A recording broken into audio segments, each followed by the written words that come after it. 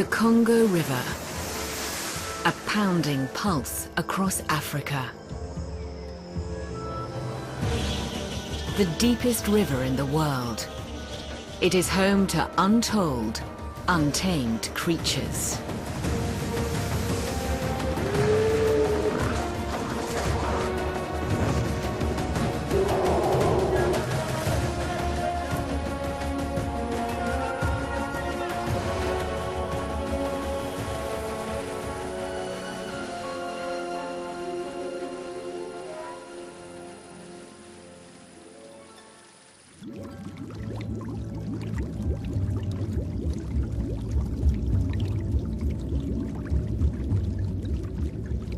This is where the river is born, blowing bubbles. This is the Congo. Trekking 3,000 miles across Central Africa, it grows stronger, brazen, ferocious. Only the Amazon River moves more water, but the Congo is the world's deepest. Locals call the river Shambezi. It answers to many names, takes on different identities, touches countless lives. Each November, this river hosts Central Africa's greatest gathering.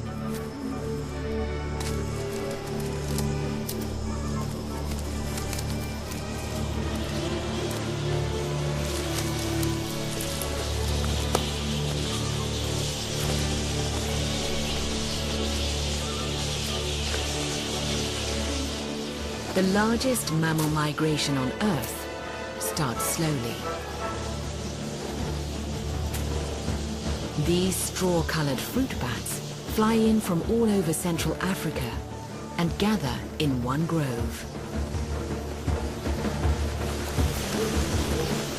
Swarms of hundreds become hundreds of thousands, then up to 10 million.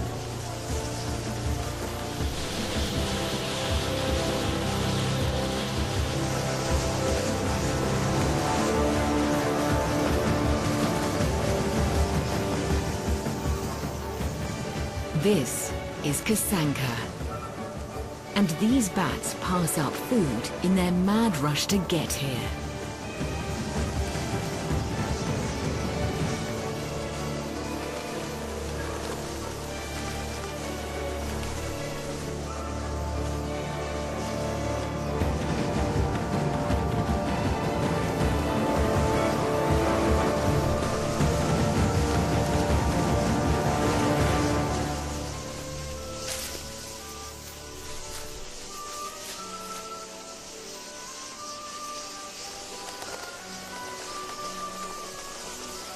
They come to gorge themselves and to mate.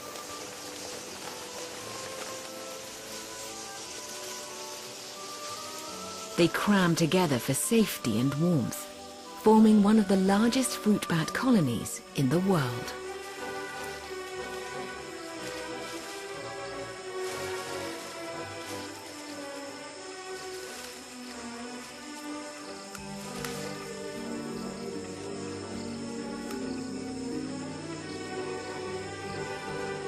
The millions of bats roost in an area that would cover just 60 football pitches. Quiet comes to Kasanka again.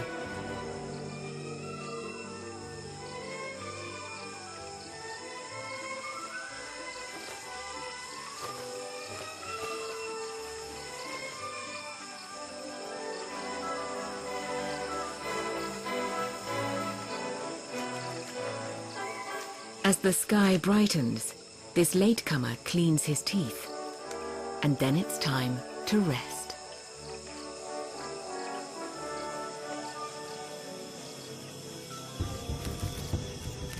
At twilight, the sleeping is over.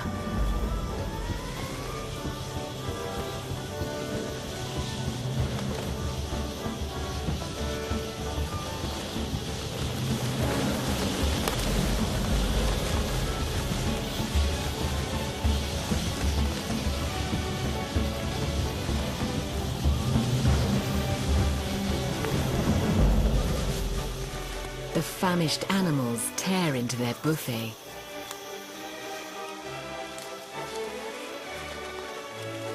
Each night, the half-pound bats eat twice their weight in fruit, about 6,000 tons worth.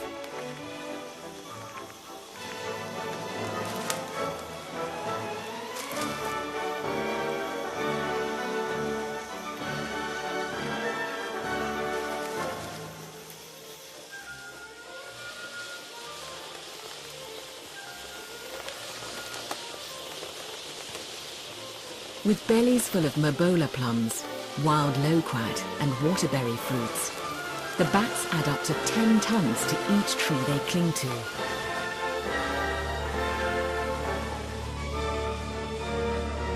In 10 weeks, they've picked the grove clean. And the party is over.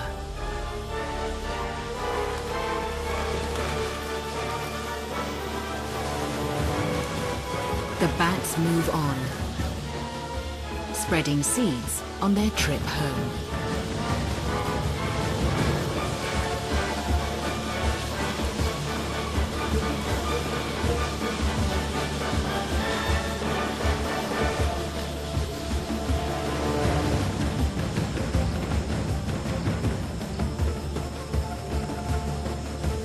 By the end of December, everything goes back to normal.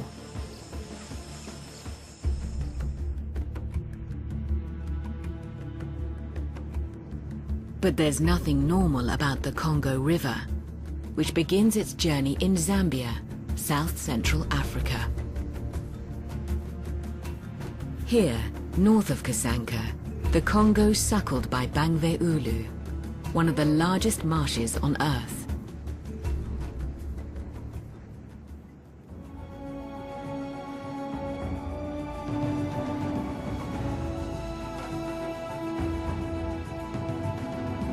The Bangwe-Ulu wetlands cover an area of more than 5,000 square miles.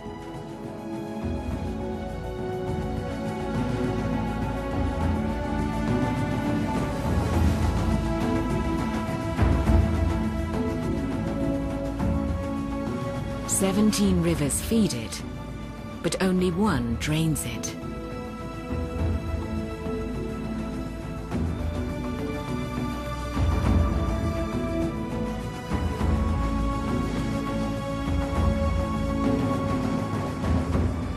In Kadende, the local language, Bangwe-Ulu means where the water meets the sky.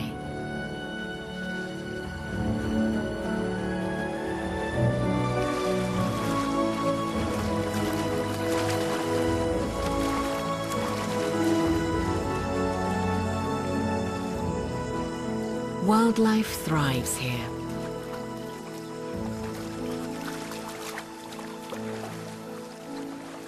Just as the Bangwe-Ulu feeds the Congo, fish from these waters feed about 50,000 Zambians. Locals build fishing camps deep in the swamps, reachable only by small wooden boats. Papyrus plants grow thick, creating a mini marshland jungle, 16 feet.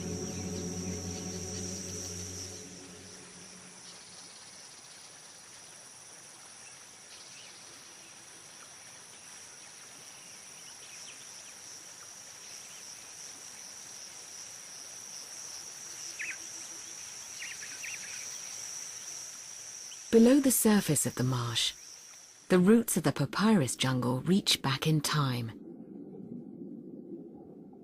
to the domain of a creature that first settled here almost 400 million years ago, long before the dinosaurs.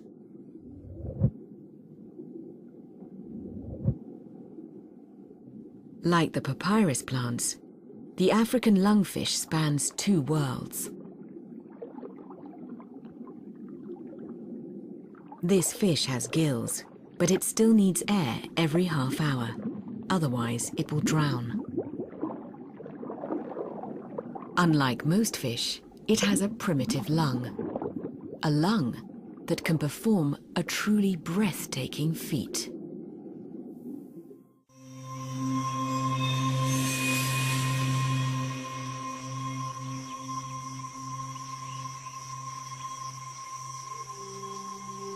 When the dry season comes, and water turns to puddles, and puddles turn into mud, the African lungfish finds himself in the thick of it.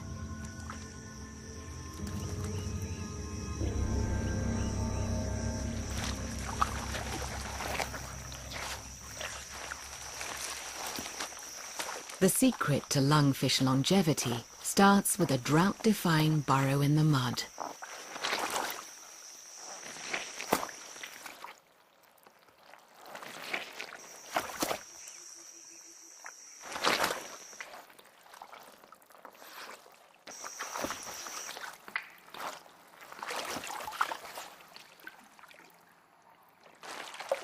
About 10 inches below the surface, the fish spews mucus. It solidifies to form a cocoon-like shelter that traps moisture and lets in air. The lungfish enters estivation. While most animals burn fat for energy to keep alive, the lungfish digests muscle in its tail.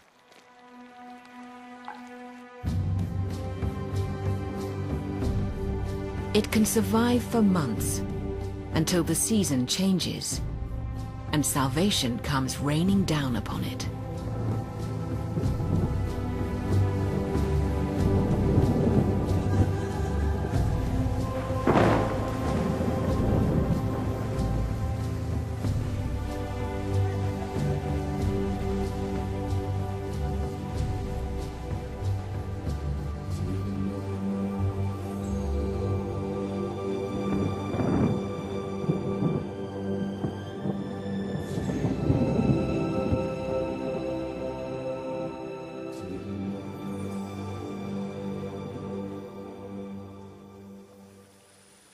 Just a few days of rain changes everything, plunging Bangvei Ulu under water again.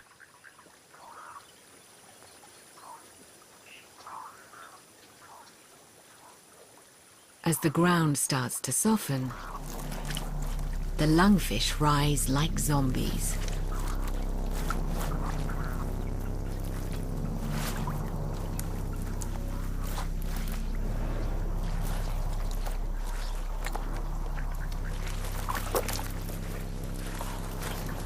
If necessary, they could have waited for 2 years or more.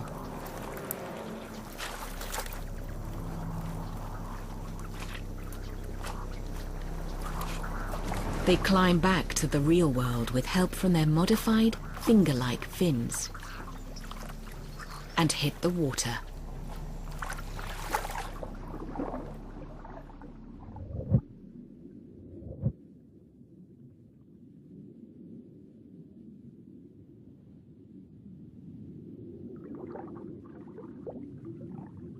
Then a quick trip to the surface for a refreshing gulp of air.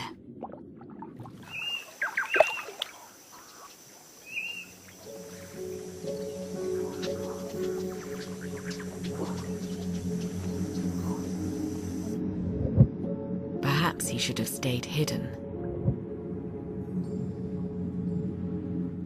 The lungfish waited months to breathe again. Now he is woken to a world of familiar dangers.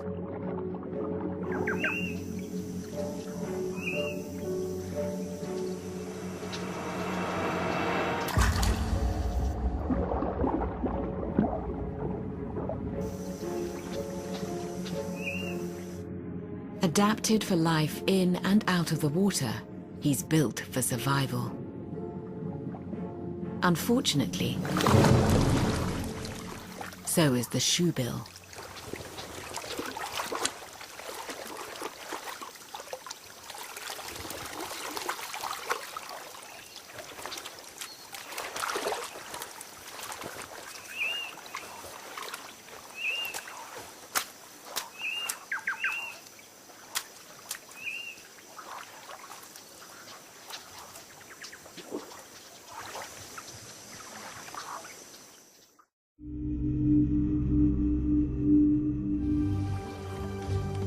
Almost before the Congo River has even begun, the thirsty Bangvei Ulu swamp sucks up 90% of its water, ensuring it will always come in second place after the mighty Amazon. Most of the water flowing into the marshland evaporates or is absorbed by plants.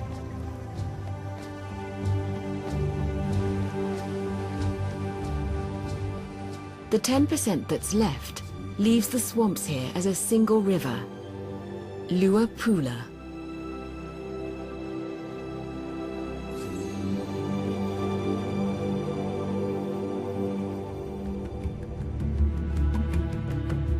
The Congo River wanders like a roving teenager, traipsing across Africa to find himself.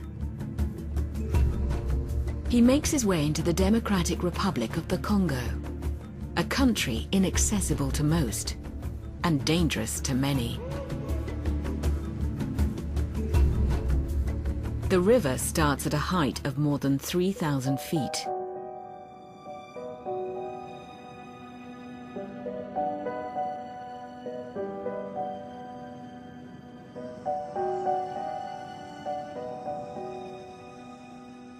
It snakes through the acacia trees of the African bushland, which provide a comfortable habitat for creatures like this.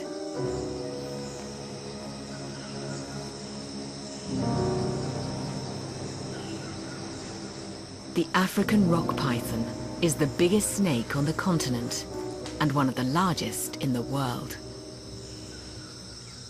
Over his 20-year lifespan, he'll never stop growing and could reach up to 22 feet.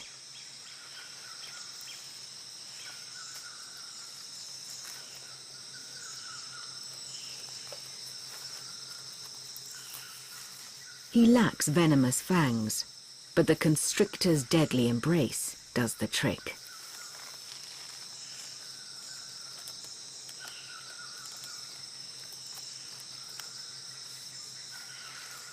He can even sneak up and crush a fully grown monkey caught napping. But today, he has no such luck.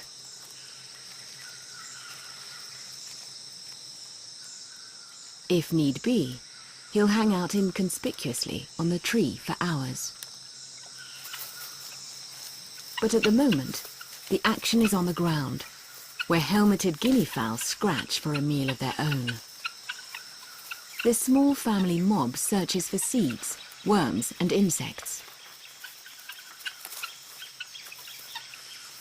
They're also on constant lookout for danger, ready to squawk at the slightest threat. One would make a nice snack for the python, but predator and prey don't seem to notice each other.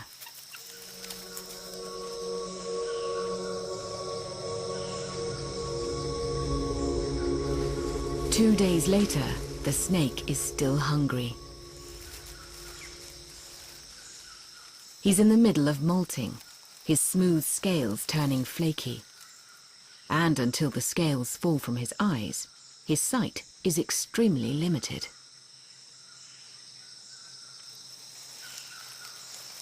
He sniffs out a path to the river. Nothing like a cool bath to soothe dry, flaky skin.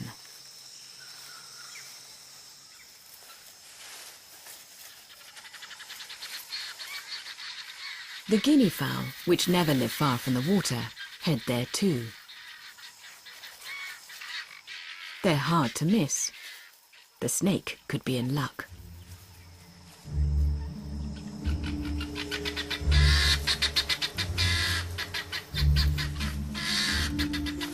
The guinea fowl huddle together, a squawking, formidable mob.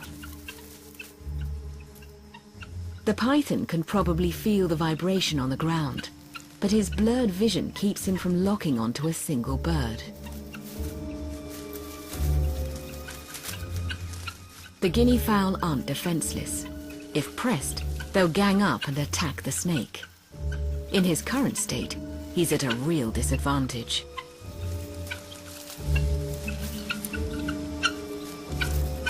The python backs down. No matter how hungry he might get during the molt, he's unable to hunt as usual.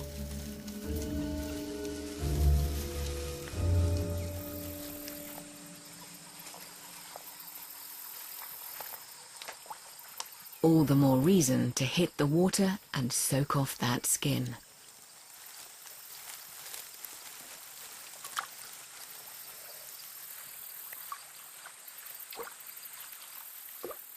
A molting snake is a vulnerable snake.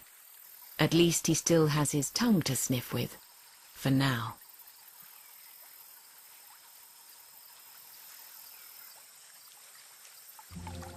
At some point, even his tongue will shed, but by then he'll be able to see again. In just a few days, he'll be rid of his scales and back in business. And very hungry.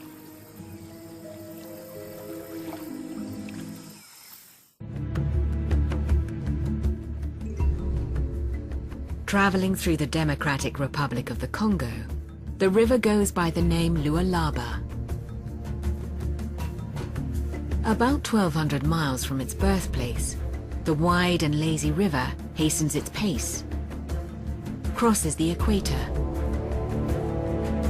and plunges over the edge.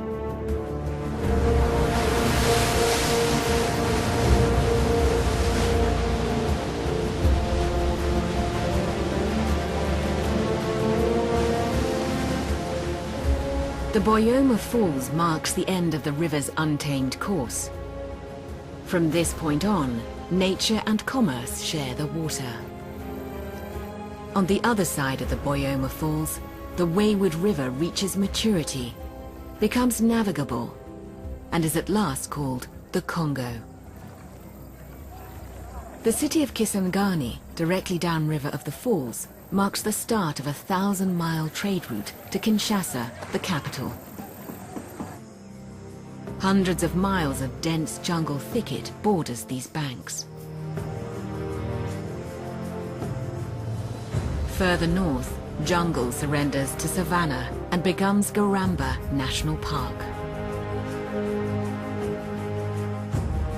The watershed that forms the park's northern border feeds the Congo and the Nile. Garamba, 3 times the size of Los Angeles, is one of Africa's first national parks, established by Belgium in 1938.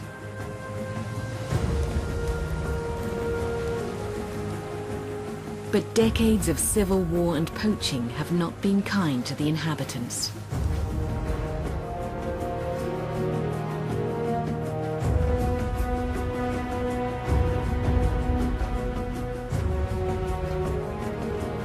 This open grassland, which attracts huge numbers of animals, invites another enemy.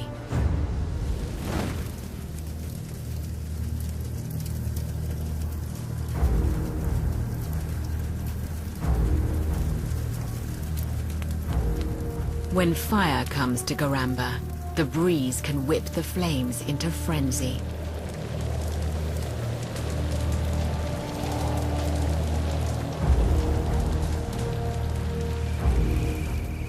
But the news isn't all bad. The blaze is a boon to yellow-billed kites, which flock to catch insects fleeing the fire.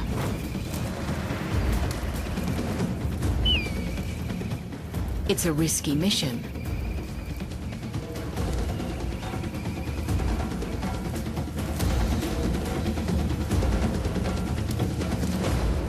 But it satisfies a craving for lightly toasted locust.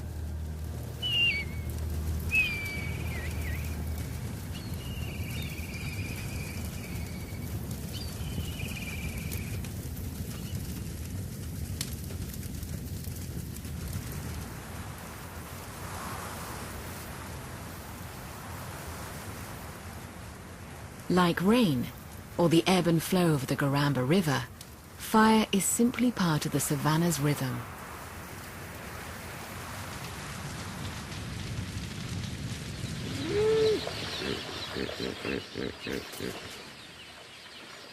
During the current dry season, the riverbed pokes through, and that means cramped quarters for the 2,000 or so hippos living here.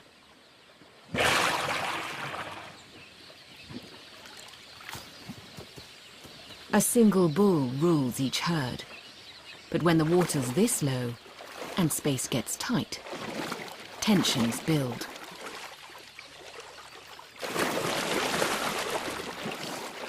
And to top it off, this bull's looking to mate. His age and size wins him the top mating spot. He picks the best place to impress the cows and secure his dominance. Hippos spend most of the day keeping cool in the water. They're buoyant and can walk along the bottom, but can't really swim. The bull parks himself by the bank, where he can mate without the cows getting in over their heads. To mark his territory, he fans his feces from side to side. He makes his point among the herd.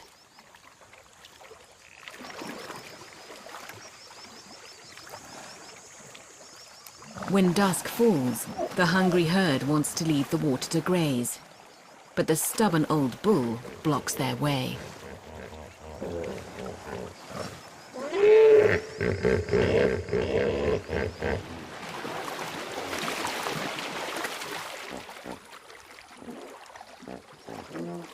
A young upstart moves in to challenge his authority.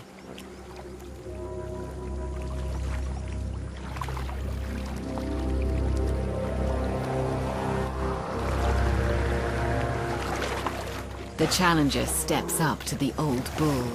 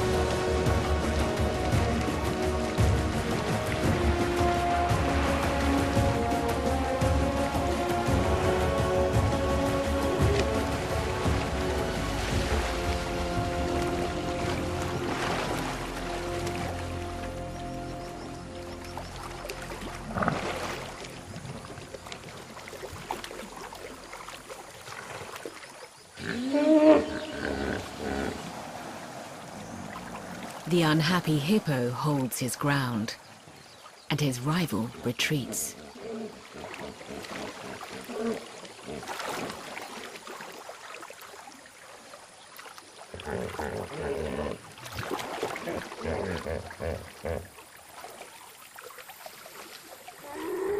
The old bull, proving he's still the chief in charge, confidently lumbers onto land.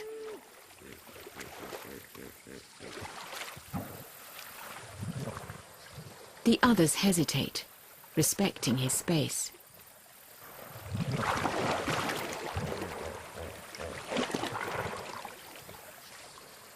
Eventually, they'll follow his lead.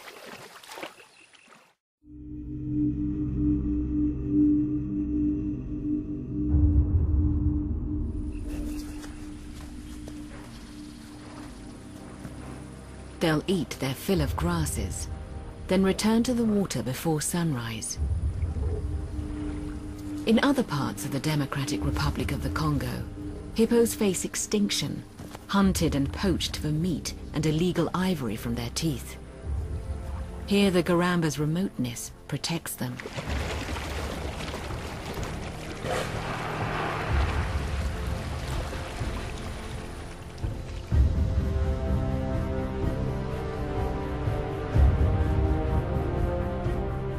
The Garamba River winds its way hundreds of miles through the savannah before heading back into the jungle and joining the Congo.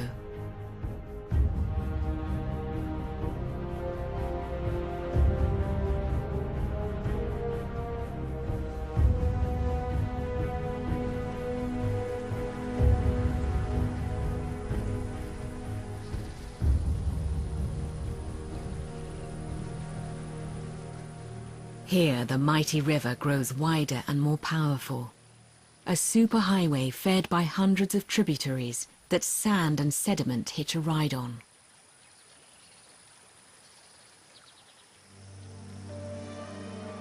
Over the centuries, The Congo has grabbed it to build elaborate sandcastles.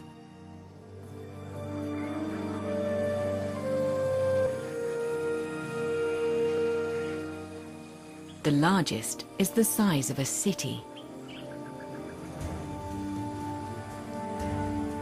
The towering island of sediment stands like a fortress.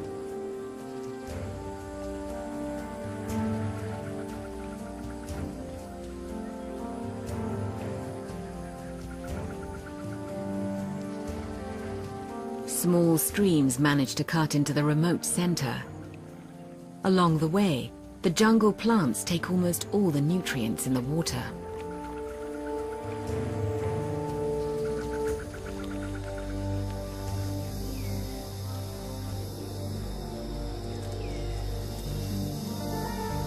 This is an island of small, highly specialized creatures.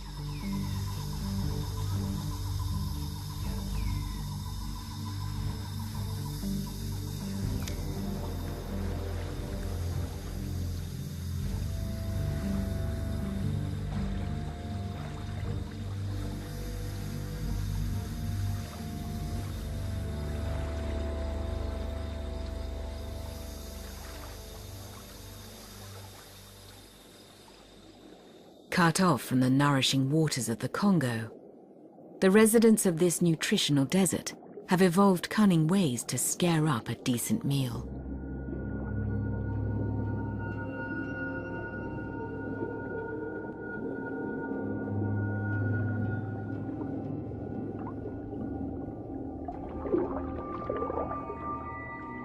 The African butterfly fish gets its name from its wing-like pectoral fins.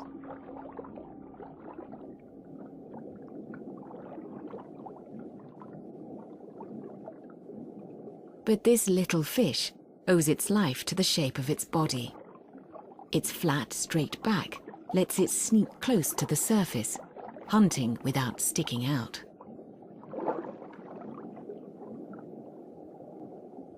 Its eyes focus ahead and above, not down and to the sides like most fish.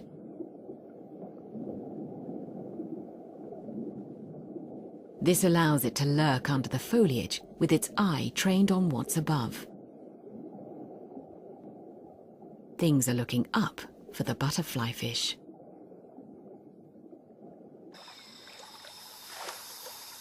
The Congo Basin is the world's second largest rainforest. Many plants and animals in the basin can be found nowhere else on Earth. But this is no perfect paradise. The law of the jungle never changes. Kill or be killed. The African mantis, a hunter by stealth, survives by blending in. The taxicab beetle doesn't realize he's about to pick up a fatal fare.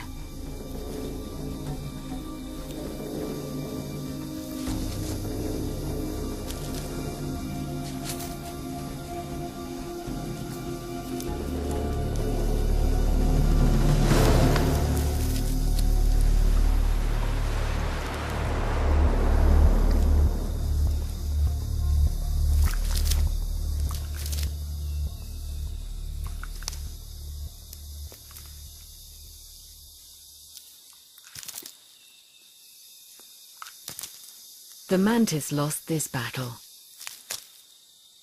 but not the war.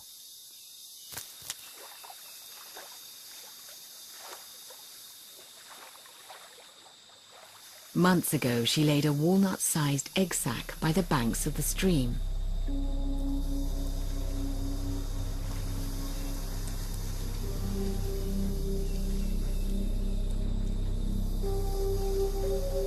Hundreds of freshly hatched mantis nymphs greet the world, each the size of an ant.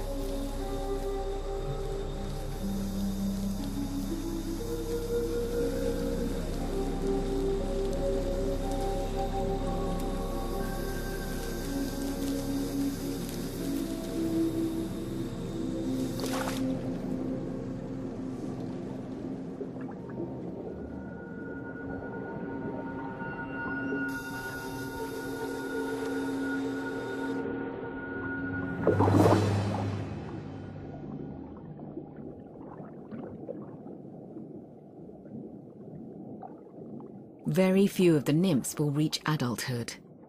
If food is scarce, they may even devour each other.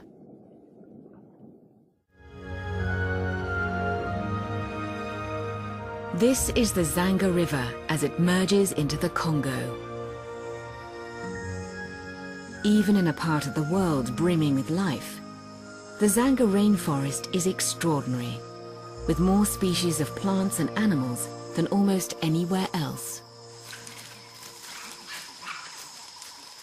Rainforests generate more than 20% of the world's oxygen.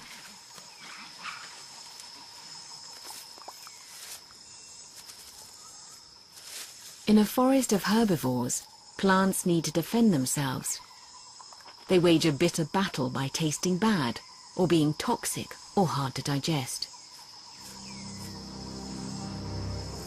Sometimes it works. But in the war between plants and animals, one heavyweight has a secret weapon. Along the Zanga River, the dense and seemingly endless jungle gives way to a huge clearing. The Zhangabai, the village of elephants.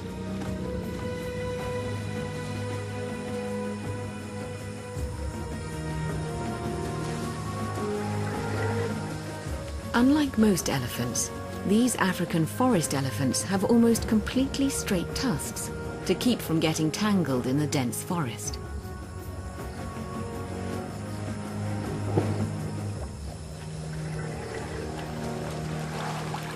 The wide open space, or even the water, aren't what draws them here. They've come to Zhangabai for one thing: the mud.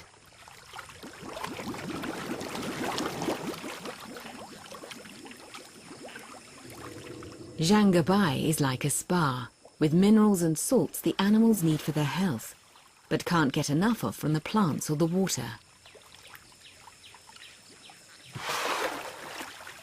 The minerals in the mud also neutralize caustic compounds in some of the plants they eat, an antidote to their poison.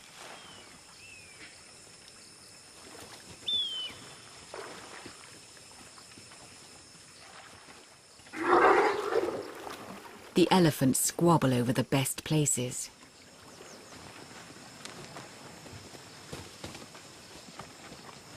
It's not just the large ones who bicker. The young want their share too.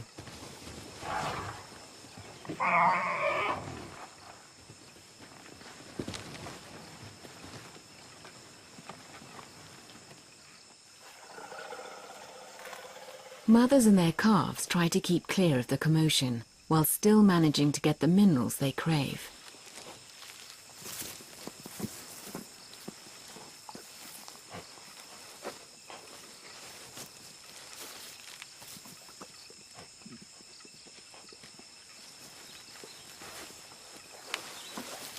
The grass also contains the nutrients the elephants need.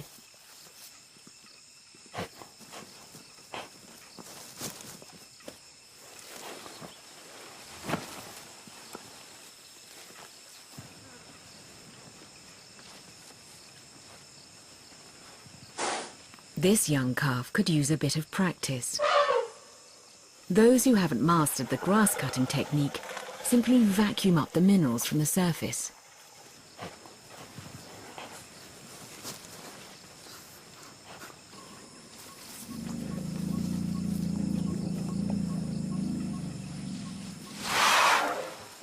Elephants aren't the only animals to find this spot.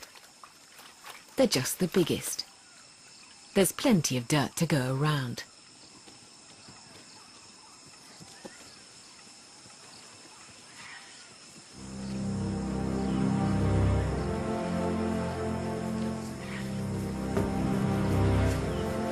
As the Congo ripples and roars over its 3,000-mile course, changing everything in its path, it can often be harsh. But it always takes care of those tough enough to survive.